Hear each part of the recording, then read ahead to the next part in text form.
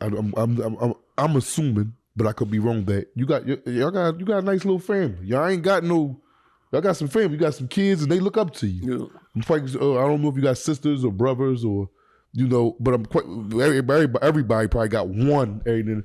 But how is it? Can you go to a family function now? Like if you having a family reunion, your family, like your grandma and all them, I don't know if they still alive or not, or just older people in your family, we having a function.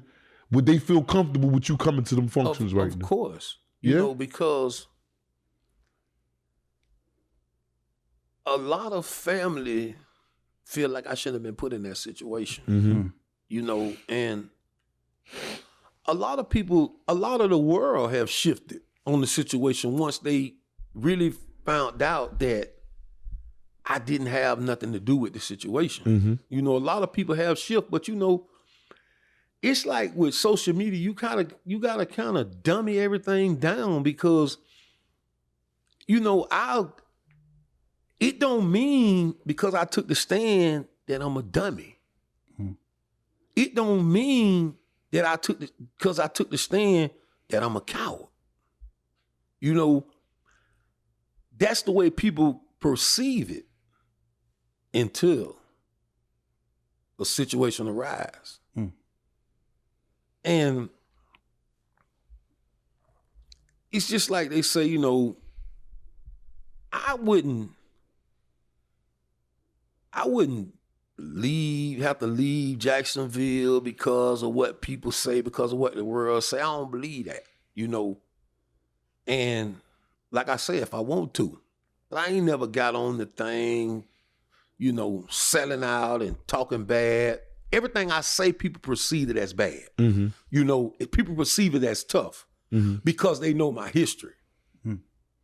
So everything I say, me and my brother could take the same post and write the exact same words on social media. Like everything I say or do, it's gonna come off as, oh, he ain't have that same energy. With blah blah squad, I don't. To me, social media ain't real. Mm-hmm. And I don't. I care less about a rat emojis because I'm not in denial. Again, you got to accept whatever you do. You got to accept that, and I have to accept what I did, whether I agree with what people say or how people look at it. And I accept that. And it's like anything I say, I'm going to be justifying. I get on there, I say, I made a post the other day, dudes, y'all pick and choosing, who a rat and how he ratted, but you just happy because he ain't rat on you. But y'all picking and choosing, who going to be this and who going to be outcast of this. I care nothing about a friend. I don't need that. I got the people in my life who I need. It's gonna always turn out that way when you get in a situation. It's gonna filter out the fake and the real. Ain't no need of me being phony with nobody. Ain't no need of me, trying to make myself what I want to. I'm 55 years old. What I want to go in the neighborhood for? What I want to go to a club for? Mm-hmm. What I want to hang out for? I was at a point before I went to jail till I found my direction of life. Because it take a long time to find the direction you want to go in life. And I was at that point right there. I got my land. I want to finna build on it and do all the things where I can just live like, then boom, this happened. Mm. Wow. I mean, I don't think I just want to go back real fast and ask you a question. Like, let's go back to the date of trial when you knew that you was ready to get on that stand. Describe for us that night, that morning, and then the aftermath after being on the stand. Man, I can't describe it, man. It was something I never felt before. I can't even format the words for it, and when they brought me in the courthouse to go to the holding cells before court, they had KSOO in the holding cell like 2 doors down from me. And when I was walking past him, he was standing at the door. And I was looking at him, staring at him like, but he wouldn't say nothing back, you know, and I really wanted to tell him like, man, look, man, don't do this. You know, don't do it. You know, because we done had conversations in jail when passing through, you know. I even asked KSOO in jail, I was like, man, what y'all gonna do about me? You know, nobody checked on me in that situation. Nobody ever seen whether I had a lawyer. Nobody ever seen nobody never bought my kids nothing, you know. My brothers did. I'm gonna take that back, but not like how I think it should have been with certain people. Nobody never came to see whether that I had a great lawyer. KSOO and them supposedly, quote unquote, him and Crazy K, they had top-notch, top-tier lawyers. You know, they had $100,000 lawyers. You know, and now, you know, everybody feel as if I'm lying on Ace. I have nothing against Ace.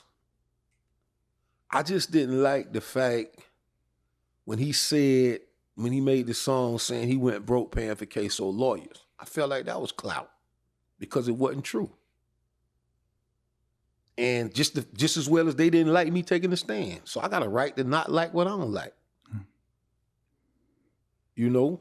And I always express, I don't get on social media trying to talk gangster or trying to be gangster because I forfeited that right. And I'm just me. You know, I'm not hiding. I'm adjusting to what it is, and I'm adjusting to this the world now. This is a new hustle. Exactly. You know, and why I can't sit home in front of a camera and make money? Everybody else doing it. Everybody else streaming and making money. Everybody and they doing it off of lies and propaganda. Right. This ain't nothing but truth and facts. This the God-given truth. I'm not gonna lie on KSOO. I'm not gonna lie on Crazy. I'm not gonna lie on Scotty. You know, as I said, I didn't put all the evidence that was there. I didn't put all the videos that was there. See, what KSOO looked at as entertainment, prosecutor looked at it as confessions. Let's rewind a little bit though. Now you said you walked past him, right? Right. And he was in the cell. What did you say to him exactly when you was walking past him? Well, he wouldn't. I just was looking at him trying to get his attention first. Mm-hmm. And he wouldn't look back at me. Boom, they put me in the cell next to him. Boom, boom. I'm beating on the wall, trying to, you know, get his attention, you know. And I always raised them to lead their emotions, not let their emotions lead them. And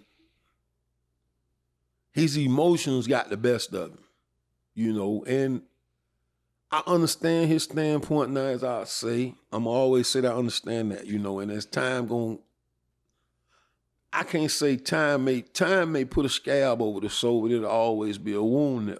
Mm-hmm. Now you walk out at the band in the back with him. Do you remember like walking out into the courtroom and what you saw, like the you know, when you, and that feeling? Man, empty feeling. It's like I'm alive on the outside, but I'm dead on the inside. That feeling. You know, and, you know, I surveyed, you know, I walked out and I seen, you know, watching everybody, and I tried to make, you know, eye contact with him, and he wouldn't do it. And I felt like that was the only time that KSOO was going to take it serious, because at one point I felt if I laid down, they'll lay down. Not as if in them telling. They didn't have to tell. They might have had to tell on themselves. But if daddy lay down, because I always go off of our relationship that we know in the house. Mm-hmm. I can't go off of what everybody else think about our relationship. You know, and at one point when I say, well, I lay down, they'll probably lay down. They won't. Because I'm already knowing what he up against. And I don't think he knew, Crazy know the totality of JSO versus Blue. You know, it come out the gate, it's gonna be personal because now you Blue's son. So you're gonna get that person too because it was personal because of the situation with the officers. You know, once I breach they line with they people, you know, because they people went to prison. They got indicted too on the feds. One got life, one got 17. Police is 6, 5 years, different, you know, things like that. Mm-hmm. So to them, that's not a black eye to these officers. That's a black eye to the whole force.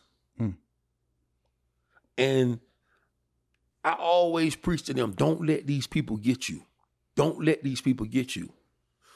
If you only knew how many times I have swung on KSOO, like literally physically swung on him about social media posters, about things he say on there.